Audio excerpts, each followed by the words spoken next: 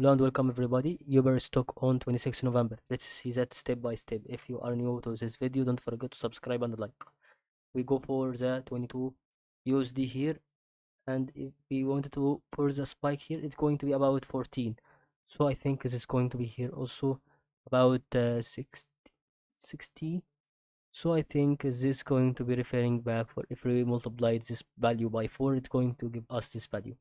Okay, however, the distance between this level and this level is going to be equal to the distance between this level and this level. Also, in another side, if we said that the price that would increase from here to here is going to be from here to here. So it's going to be 10, here is going to be 10. So here is going to be a remaining of 40, and maybe it's going to be lower than 40. Okay, it's going to be here increased by 12.